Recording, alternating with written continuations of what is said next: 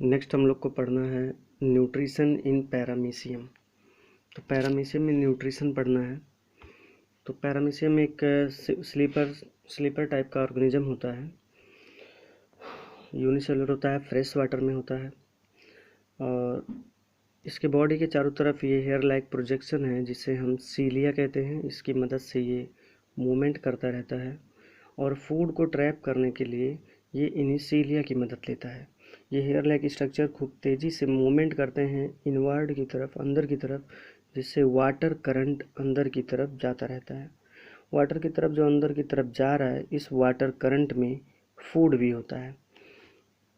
इस water current में food भी होता है। जब कभी वाटर करंट में कोई फूड इसके अंदर, इसके बॉडी के अंदर पास हो जाता है तो ये फूड उसके साइटोप्लाज्म में पहुंच जाता है। यह इस पैरामीशियम का माउथ है जिसे हम साइटोसोम कहते हैं, साइटोसोम। और यहाँ से होकर ये फूड अंदर की तरफ पहुँचता है। जैसे फूड अंदर की तरफ पहुँचता है, इसके साइटोप्लाज्म के हर तरफ से एंजाइम इस फूड को डाइजेस्ट करने के लिए आ जाती हैं। फूड का डाइजेशन शुरू होता है। फूड इस तरह से वाटर करंट के साथ साइटोप्लाज्म में भी एक करंट जनरेट रहता है और वो इस करंट के साथ, मतलब इस फ्लो के साथ इसके साइटोप्लाज्म में फ्लो होता रहता है। एंजाइम हर जगह इसके ऊपर डाइजेशन का काम करती रहती हैं और जैसे जैसे इसके ऊपर इस फूड का डाइजेशन होता है ये कम होता चला जाता है।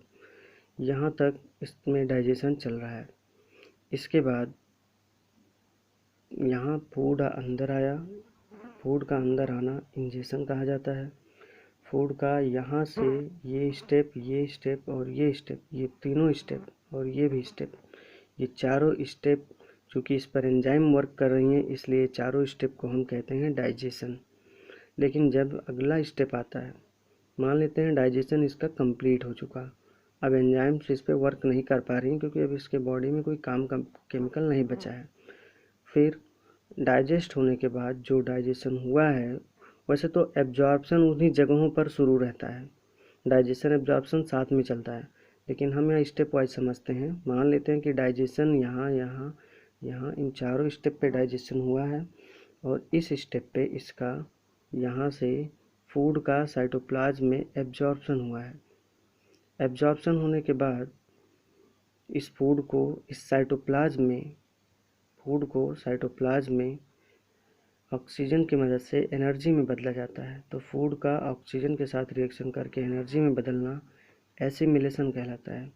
उसके बाद जो फूड का बचा हुआ पोर्शन है, अनडाइजेस्टेड फूड है, वो इसके निचले हिस्से पर पहुंचता है, साइड पर, इस जगह पे, लगभग माउथ के थोड़ा सा नीचे और एंड से थोड़ा ऊपर, इस जगह पे एक रप्चर बनता है, मतलब एक छोटा सा ब्रेक होता है इसके लेयर में और वहाँ से ये बचा हुआ फूड इजेस्ट कर दिया जाता है, बॉडी से एग्जिट कर दिया जाता है। इस प्रोसेस को कहते हैं इजेशन।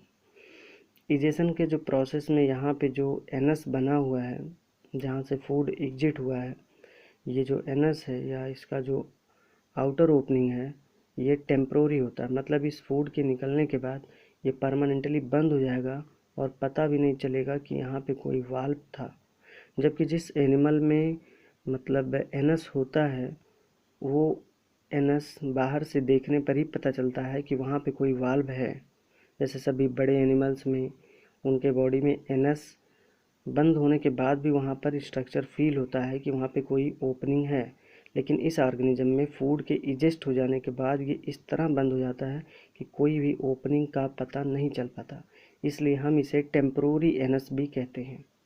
तो पैरामीशियम में हमें इतना ही पढ़ना है, फिगर ड्रॉ करना है ऐसे ही, और आपको यही पांचों स्टेप जो आपने अमीबा में पढ़ा है, ingestion, digestion, absorption, assimilation, egestion, यही उसका छोटा छोटा डेफिनेशन, जैसा कि आपने अमीबा में ठीक पांचों स्टेप पढ़ा हुआ है, वही पांचों स्टेप आपको पैरामीशियम में भी लिखना है।